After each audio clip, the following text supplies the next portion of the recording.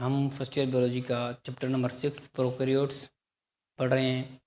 इसमें इसका आज हम तीसरा टॉपिक पढ़ेंगे और वो है डोमेन आर्किया। इससे पिछले लेक्चर में मैंने आपको आर्किया या फिर जो आपके पास जो डोमेन्स थी तीनों किस्म की, उनकी जो है मैंने आपको डिफरेंसेस बताई थी कि तीनों में डिफरेंसेस क्या हैं।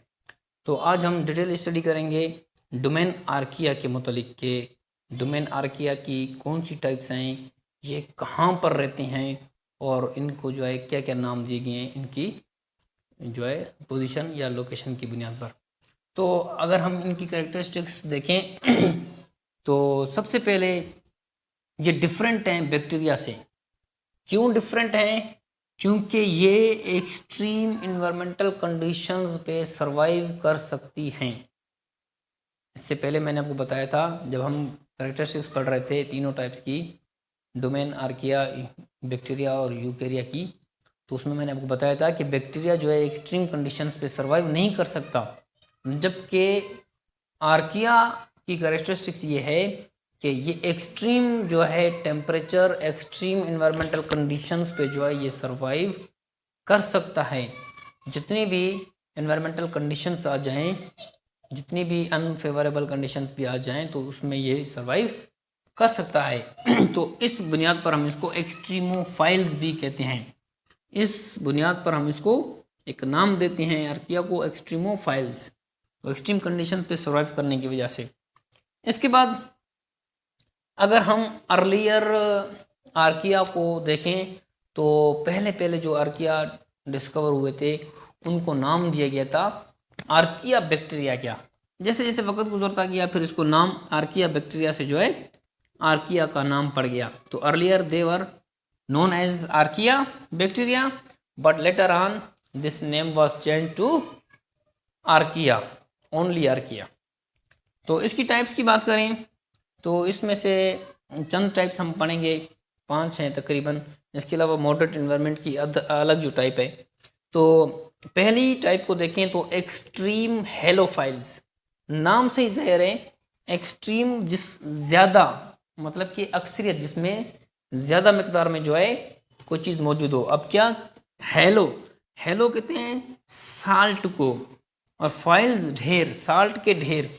वो इन्वायरमेंट जिसमें साल्ट कसरत से पाया जाता हो, उसमें जो आर्किया की टाइप्स मौजूद होती हैं या फिर सरवाइव कर सकती हैं, उसको हम एक्सट्रीम हेलोफाइल्स का नाम देते हैं। तो lives in high saline environment.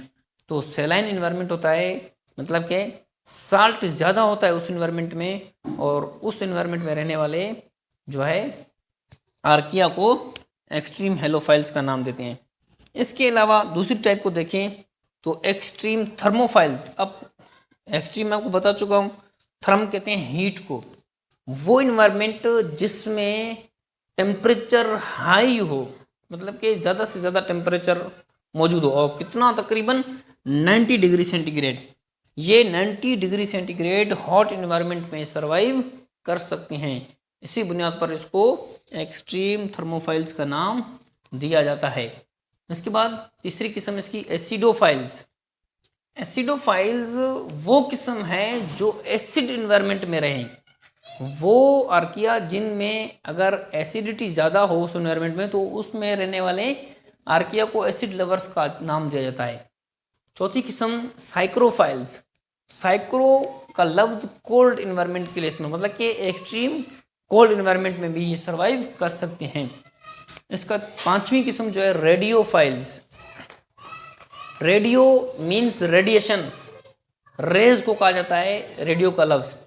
अब वो इन्वायरमेंट जो रेडिएशंस में सरवाइव कर जाएं, वो किस्म यूकेरिया की, आर्किया की, जो रेडिएशन मतलब कि रेज में भी रहें, जो रेज में शुआओं में रहते हैं, उनको हम रेडियो फाइल्स का नाम देते हैं।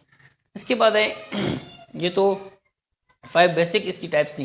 इसके बाद मॉडरेट, ये तो एक्सट्रीम था ना, जिसमें ज़्यादा थी इन्वायरमेंट की, मतलब कि अगर साल्ट ज़्यादा है तो एक्सट्रीम हेलोफाइल्स, अगर टेम्परेचर ज़्यादा है तो एक्सट्रीम थर्मोफाइल्स, अगर एसिड ज़्यादा है तो उसको हम एसिडोफाइल्स, अगर साइक्रोफाइल मतलब कि कोल्ड इन्वायरमेंट है तो वहाँ पर उसको हम साइक्रोफाइल्स, और उसी तरह रेडिएशन अगर ज़्यादा है तो वहाँ पर रेडियोफाइल्स का नाम। ये तो एक्सट्रीम इन्वायरमेंट था।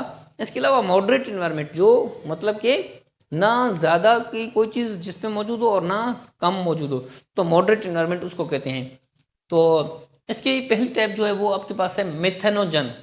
मेथेनोजन एक ऐसा आर्किया है जो कहाँ पर सरवाइव करे, कार्बन डाइऑक्साइड को इस्तेमाल करे और हाइड्रोजन को इस्तेमाल करे। मतलब कि कार्बन डाइऑक्साइड और हाइड्रोजन को इस्तेमाल करते हुए ये प्रोड्यूस करता है एनर्जी। मतलब कि दो चीज़ें इस्तेमाल करेगा तो इसके नतीजे में एनर्जी बनेगी। कार्बन डाइऑक्साइड और वाटर इस्तेमाल करेगा और उसके नतीजे में एनर्जी बनेगी। अब ये एनर्जी जो है रिलीज कर जाएगी किसकी फॉर्म में, मीथेन गैस। मीथेन गैस आपको पता है, गैस जो है वो क्या है आपके पास, वो एनर्जी की फॉर्म में होती है गैस। अब मीथेन जो है वो एनर्जी की फॉर्म में, मीथेन गैस जो घरों में इस्तेमाल होने वाली है तकरीबन, तो उसको हम मीथेन गैस का नाम देते हैं। अब ये जो है दो चीज़ों को इस्तेमाल करेगा, कार्बन डाइऑक्साइड और वाटर को, हाइड्रोजन को, इन दोनों को इस्तेमाल करते हुए मीथेन गैस को as a waste product release करेगा। और ये जो वेस्ट प्रोडक्ट मीथेन है गैस, ये एनर्जी की एक फॉर्म है। तो इसका पहला जो है ये इसका फायदा है। दूसरा फायदा अगर हम देखें, ये यूजफुल है एज अ डिकम्पोजर। अब डिकम्पोजर्स क्या होते हैं, डिकम्पोजर्स उस चीज़ को कहती हैं जो ब्रेकडाउन में हेल्प करे। मतलब कि किसी चीज़ की तोड़ फोड़ करनी हो, जिसको मतलब कि लार्जर कंपाउंड उसको छोटे छोटे पीसेस में तकसीम करना हो, तो इसको कहते हैं डिकम्पोजर। तो मिथेनोजन क्या करता है, ये यूजफुल है। अब किस तरह से, सीवेज, अब सीवेज में अगर बड़े बड़े गंद के ढेर उसमें फंस गए हों या फिर बन चुके हों, तो उसमें से ये क्या करेगा, ये मिथेनोजन आएगा। मिथेनोजन अब उसमें जब डालेंगे उस सीवेज के नौली में, अगर कोई नाली है या फिर सीवेज सिस्टम है, तो उसमें ये अगर जब आ जाएंगे तो उस नाली को खोलने में हेल्प करेंगे, सीवेज सिस्टम को बहाल करने में हेल्प करेंगे। तो ये इसका दूसरा फ़ायदा होता है, डिकम्पोजर के तौर पर इस्तेमाल होता है। अब इसके बाद अगर हम कहें कि मेथेनोजन पैथोजन है, तो पैथोजन नहीं है पहली बात। अब पैथोजन है क्या, सबसे पहले ये समझें। पैथोजन उस ऑर्गेनिज्म को कहते हैं जो किसी दूसरे जानदार की बॉडी में रहे, वहाँ से फ़ायदा हासिल करे, रिप्रोडक्शन वगैरह करे, कोई भी जीव मतलब सर्वाइव करे और उसको नुकसान पहुंचाए, उस जानदार को जहाँ पर ये सर्वाइव कर रहा है उसको नुकसान पहुंचाए, तो उस किस्म की जानदार को हम क्या कहते हैं, पैथोजन कहते हैं, नुकसान पहुंचाने वाले जानदार को।